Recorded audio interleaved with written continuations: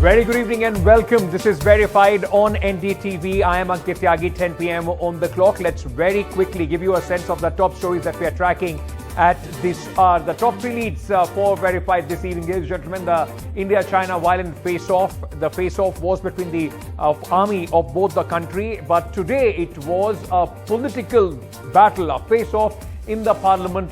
Ruckus, in fact, despite the Defence Minister, Raksha Mantri Rajnath Singh coming out and giving a brief about the incident. Some very serious questions being raised by the opposition. Tomorrow is also expected to be a very eventful day as far as the parliament is concerned. We'll also delve into the Kota stress factory. 3 students have committed suicide in Rajasthan's Kota, which is the hub for IIT medical entrance examination preparation institutes where lakhs of students go and prepare. What is driving students to suicide? Why is there so much stress on 16, 17, 18-year-olds? We'll also talk about these visuals. I mean, memes are being made. Delhi airport, which claims to be one of the best across the globe, Indira Gandhi International Airport. The queues, the chaos at the airport is driving people completely mad. Is it really worth it? You're investing the time, especially for short distance flight at the airport. Are there other ways as well? We'll talk about that right at the end. But let's start with what has happened as far as India-China clashes are concerned. Right after Galwan, as we told you yesterday, this is the big, in fact, physical skirmish between India and China in Arunachal, in fact, sector, on the LAC in the Arunachal sector. Now, the incident took place on 9th, and what I will show you here on these visuals today in the parliament, there was massive ruckus, ladies and gentlemen. Both the houses were up in arms. The opposition asking some questions to the government. The government, though putting their view forward, but also, in fact, replying to the opposition, in fact, also alleging motives to this opposition's move of asking questions. Once again, equating the government being questioned to, in fact, the questioning of the Indian Army and the country. We'll talk more about that, but first listen in to what Rajnath Singh, the Raksha Mantri, said about this incident which took place on December 9th. 9 दिसंबर 2022 को PLA troops ने Tawang sector के यांगसे area में line of actual control पर अतिक्रमण कर status को एक तरफा बदलने का प्रयास किया। चाइना के इस प्रयास का हमारी सेना ने दृढ़ता के साथ सामना किया है, अध्यक्ष महोदय, और मैं इस सदन को अवगत कराना चाहता हूं कि हमारे किसी भी सैनिक की न तो मृत्यु हुई है और न ही कोई गंभीर रूप से घायल हुआ है। So that was Rajnath Singh, the Defence Minister, in fact, speaking about the incident on December 9th. But very quickly, let me also, in fact, tell you what has happened since then. What's the status right now? This incident took place on the night of intervening night of 8th and 9th December in the Tawang area of the LAC in Arunachal Pradesh, where the forces of India and China came face to face. Now, what was the Defence Minister telling us? That he said that the Chinese troops tried to transgress the LAC and unilaterally change the status quo.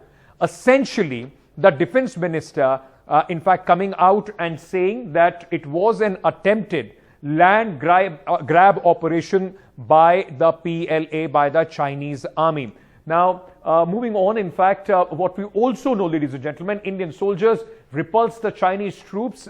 They pushed them back to their posts. That's what the Defence Minister says. Now, sources have told NDTV that Indian Air Force is flying active combat air patrols over the Arunachal Pradesh sector. That gives you a sense of the kind of heightened tension there is as far as India and China is concerned. Sources also told NDTV the Indian Air Force has detected enhanced Chinese air activity across the LAC in the Arunachal Pradesh sector, and that's the reason why our Air Force is also quite active here. In fact, the Indian Air Force launched fighter jets 2 to 3 times just last few weeks to prevent airspace violation by the Chinese Air Force.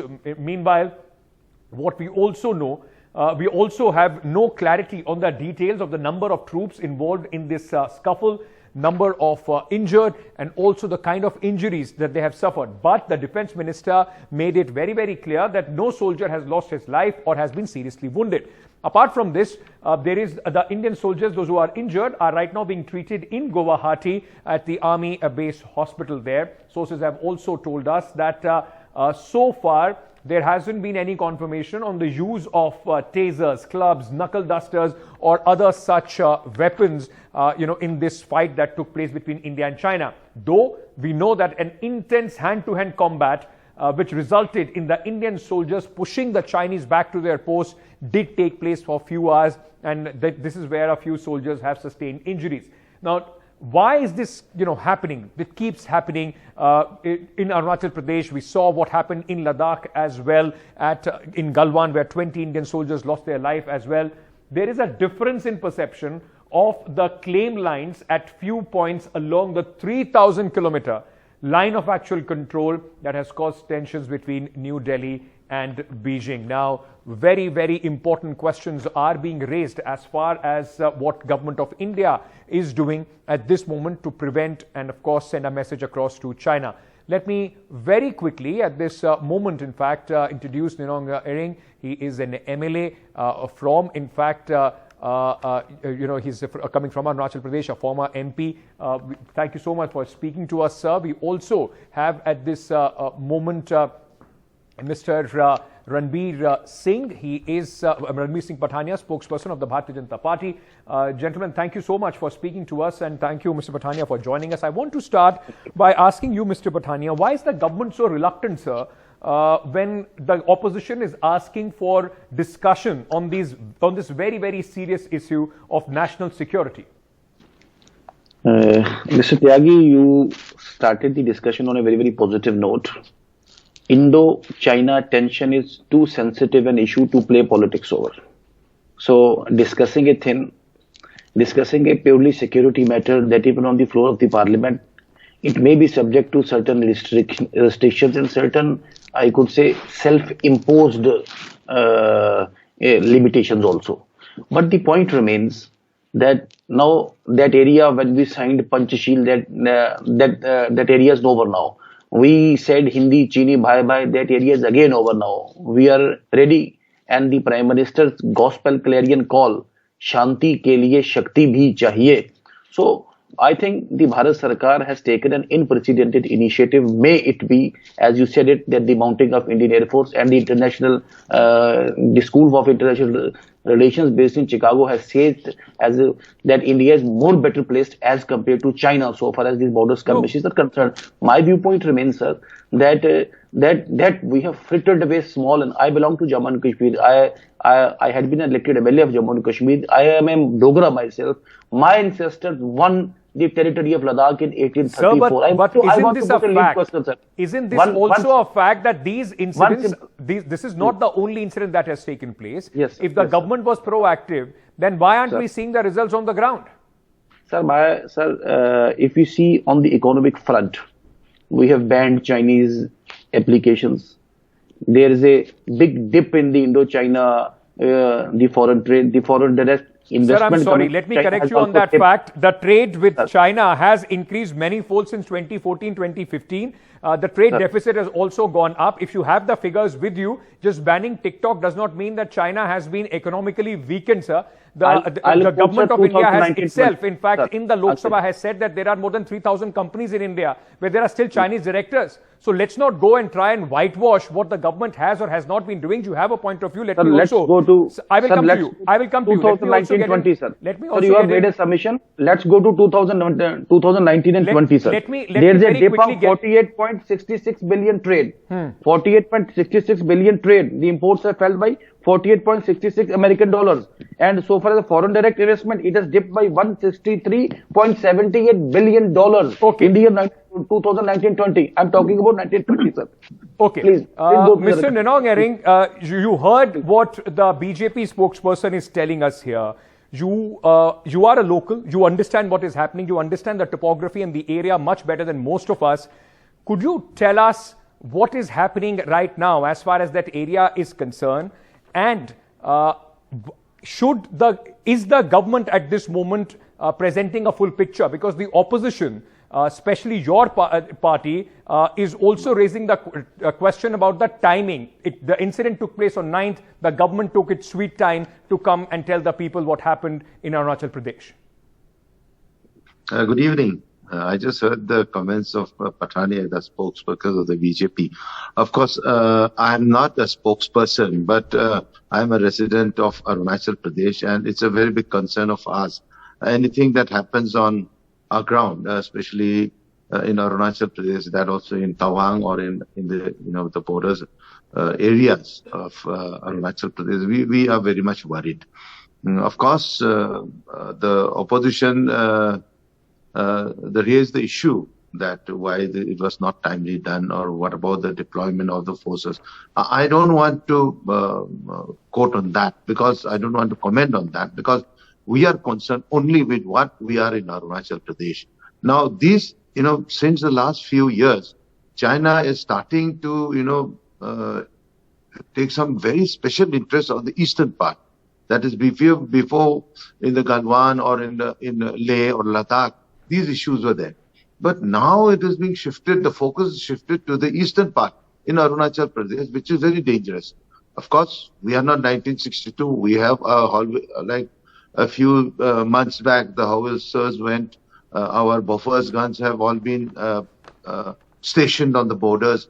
More forces have been deputed. So even in the plain areas also, a lot of army movements are there, and the roads have been improved. So we are grateful to the government. So I'm not saying that, okay, this is UP government or NDA government. And I, like I said, I'm not a spokesperson of the Congress. Right. And whatever has happened in Parliament, it stays within the Parliament. Of course, they may have some queries, and there may have been some questions like Mr. Manish Tiwari had asked. Okay. So those, if at all it could be, he would have been responded. I think that would have been much better. Of course, working out on these issues, I will not agree. I am saying we are concerned about Arunachal. We are worried about our staple visas. We are worried about the super fast trains which are already reached the Xinjiang province of China. We are worried about the diversion of the river Brahmaputra, Siang into these areas. These are things of concern. These are things of concern, and now, Mr. Pathania, your government has been there for last 9 years. So the question, of course, will be raised that what is the government actually doing so that these concerns of the locals, of the people of India, are in fact addressed. Because remember, sir, you can't equate, and that's what seems to be the style of the government. You can't equate questioning the government with questioning the valor of the army. There is no question about the valor of the army and the courage of our forces, but what's the government doing actually to address these concerns that Mr. Nering has raised right now? So my respectful submission remains that Indo-China border dispute, it is what we have inherited before to 1947. And I started with the note that it is a too sensitive an issue to play politics. So for those people who have been crying horse, who have been singing sermons and beating drums, I want to put a question, sir, that why Aksai chain was part of Jammu and Kashmir. Why it was ceded over to China over a plate in 1950, which ultimately paved the way for China-Pak economic corridor. Aksai chain, it is as good as a country like Bhutan, and where from a very easy access to New Delhi and an easy access to Central Asia is facilitated. So the fact is, Mr. Pathania, I think, we've also, you've frozen at that point, your link has frozen at that moment. But the fact is, Mr. Pathania, there has been mistakes which have been made in the past. Can the current government only focus on those mistakes and not try and take the country along so that those past mistakes are not repeated? Your answer could not be, look what we did in past, but look what we are doing in present is what the country is looking out for. Thank you so much, gentlemen, for joining us at this moment on Verified. Moving on, it's a very important story that I wanted to touch upon today. And before I get into an explainer and tell you what all has been happening, people have been talking about the quota stress factory. 3 young kids, 16, 17, 18, committed suicide. Take a look at first this story that my colleague Harsha has put together from Kota, it's a heartbreaking tale of how pressure is taking these young lives. Take a look. A father breaks down at the mortuary in Kota as he stands outside to identify the body of his 16-year-old son, who was preparing for the IIT exams. The child committed suicide in his hostel room. His father, a contractor from Bihar's Gaya, says he always told his son he could come home if he couldn't cope with the pressure. हम कहे थे ma'am कि अगर मन नहीं लगता है तो खर्चा होने से मतलब नहीं है, हमारे घर पर वेलकम तुम्हारा रहेगा, जिस दिन आ जाओगे उस दिन कोई दिक्कत नहीं रहेगी. But clearly that was not an option Ujjwal decided to take. Not one but 3 suicides have rocked Kota city. Ankush, a 17-year-old boy whose mother is a school teacher and father also a contractor. And Pranav from Shivpuri in Madhya Pradesh, his family runs a small sanitary business. Children from small towns here to fulfill dreams of cracking the IIT exams and making it through medical school. At this hostel where 2 boys committed suicide a few hours apart, a sense of shock and disbelief, even panic. कल तो देख के मेरा भी मतलब कांपने लगा. हाँ. एक माँ के हिसाब से सोच रहे थे ना कि एक माँ कैसे अपने बच्चे को, कल का स्थिति आप देखते तो आपको भी अगर माँ है तो आपको भी रोना आ जाता. मेरे बच्चे भी तो उसी एज के हैं, मेरे बच्चे भी तो इसी एज के हैं. उसको देख के मैं इतना घबरा गई थी कि अपने बच्चे को क्या संभालती, मैं खुद भी अपने आप को नहीं संभाल पा रही थी. टाइम टेबल को जैसे मतलब मैनेज नहीं कर पाते हैं, ज़्यादा देर सो लेते हैं तो नहीं हो पाता है. अच्छा, ज़्यादा देर सो जाते हो तो फिर वो time table out of hand चला जाता है. हाँ. तो हम लोग का वही एक क्वेश्चन ज़्यादा नहीं लग पाता है और ये टाइम टेबल मैनेजमेंट 1 घंटा ज़्यादा सो लिए तो फिर आगे का फिर कैसे करें. The stress is exacting, the competition cutthroat, and away from home, these children as young as 16 and 17 are vulnerable. अकेलापन मतलब कोई दोस्त सब अलग अलग जगह से, कोई अपना मतलब आदमी नहीं, माँ बाप, तो अकेलापन तो. It's clearly this loneliness that kills that has left the administration groping for answers. The administration has called for a high-level meeting to address the issue. इस बार जब से कोविड का दौर समाप्त हुआ तो एकदम से बूम आया और कम से कम 2-2.5 लाख बच्चे हैं जो एक तरह की फ्लोटिंग पॉपुलेशन है. यहाँ पर अभी कोई ऐसा हॉस्टल नहीं है जो खाली हो. Kota has a population of nearly 2.5 lakh students. Hostels and paying guest accommodations have mushroomed across the city, unregulated, unstructured, a way to make a quick buck.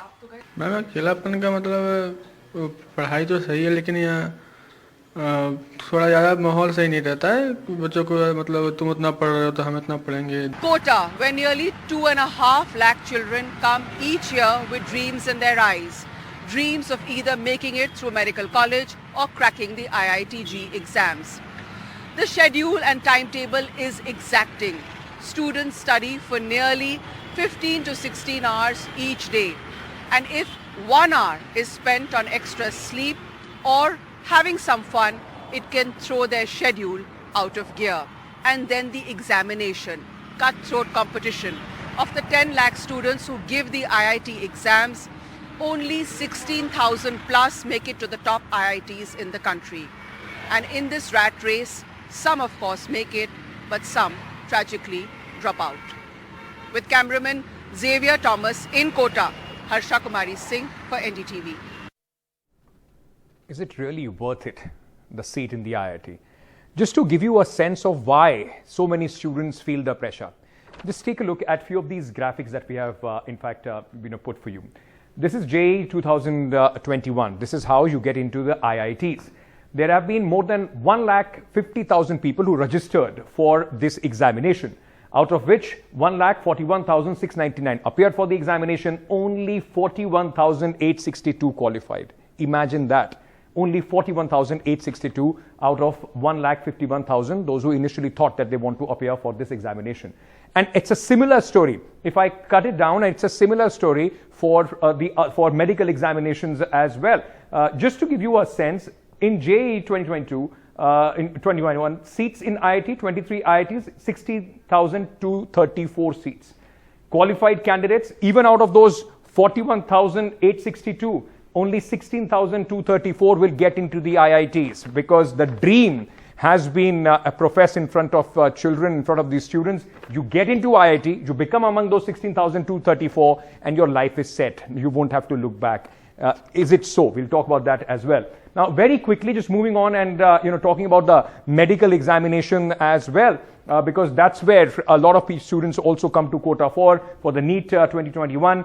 16,14,771 registered, 15,44,275 appeared, 8,70,075 students had qualified the NEET 2021 examination. But even out of these 8,70,000, you work hard, you qualify for NEET. Take a look at this. 8,70,075 had qualified. Only 91,927 seats, MBBS seats, medical seats as per 2022 data. So even out of this, just about 1 lakh students are going to get the medical seats. 7,70,075 students, despite qualifying the NEET, would not be able to make it for the top grade medical colleges. This is the condition of this country. Ladies and gentlemen, let me also give you some statistics about Kota. Coaching factories. These coaching factories, Kota stress factories, in fact. Students' annual fee ranges from something about 1.5 lakh to 5 lakh rupees. Parents literally have to go through hell to make sure that their students go through this coaching, and that is an added pressure. Total market of Kota coaching, 3,800 crores. Imagine the money which is on stake here. It employs around 2 lakh people. It gives employment to about 2 lakh people, these hostels and teachers and everybody else. It includes 3,500 residential hostels across Kota. 22,000 paying guest stay options they are there in Kota. So it's like a full industry that is working there. Over 2 lakh students enroll in Kota institutes every single year. 2 lakh students from across the country, especially from small towns. 1.5 lakh of 10 lakh IIT aspirants are from Kota. 10 lakh people who appear, 1.5 lakh are from Kota. In 2022, 14 students committed suicide in Kota. Now, it's a question that we need to ask ourselves. Parents need to ask, is it worth it? Is, overloading, burdening students with your own dreams worth their life? And for the students as well, for all you young people, there is no guarantee for success and there is no failure even if you get in or out of IIT. You don't make it to IIT, you can still succeed in life. Nothing, no examination is worth ending your life. Think about it. All right, and I would also urge, there are a lot of helplines. If you are feeling stressed, please call those helplines, seek help. There would be people, those who are willing to give you a shoulder. Let's move on very quickly before I wrap up the show. We have all seen these scenes, memes, everything that is coming out from the terminal, terminals of the Indira Gandhi International Airport. People are calling it bus station, railway station, this, that, and everything. Meme fest, ladies and gentlemen, is going on. People are making jokes about it. But I just wanted to leave you with a thought. If you are, and take it seriously, if you are traveling short distance, is it actually worth going to the Indira Gandhi International Airport to catch a flight? Why I'm saying that? Indigo and SpiceJet today have come out with advisories. They want people for domestic travel to come to the airport 3.5 hours prior to their departure. Now, in a city like Delhi, and why? Let me give you an example. And we are calling it whether you want to take the runway or you want to run away in the different direction from the IGI. Let's just play out those graphics for short distance travel. If you want to travel from Delhi to, let's say, Chandigarh, if you want to travel from Delhi to Chandigarh, the flight duration is 1 hour, but you have to reach the airport 3.5 hours earlier. There will be, when you come out, at least half an hour before you get your luggage. And if you are living in a city like Delhi, it will add 1 hour to your travel time as well. So overall, it will be about 5.5 hours. If you take a train, a Shatabdi in the morning, 3.5 hours, and you are in Chandigarh. So if you want to go to Chandigarh, don't waste your time on the Indira Gandhi International Airport. Jaipur, another example. If you want to go to Jaipur, the flight duration is less than an hour. It's about 50 minutes. Again, add 4 hours, 3.5 hours before, half hour to collect your baggage, and add about hour and a half for travel to reach the airport. So it comes about to be about 5.5, 6 hours including the travel. 4 hours, a train will take you from Delhi to Jaipur. I'll give you one more example before I let you go. If you want to go to Dehradun, to the hills, if you want to go there, if you again, 1 hour flight duration, 4 hours wait, 1 hour traffic, comes around to be 5 to 6 hours. The train will also take you in 6 hours. It will be less hectic right now what is happening at the IGI. So till the time the things are sorted at the Delhi International Airport, you can choose these options or stay on the line for hours and hours, click some pictures, make some memes, and we'll put it out on NDTV. Thank you so much for being with us here on NDTV. Verified will be back tomorrow. Good night.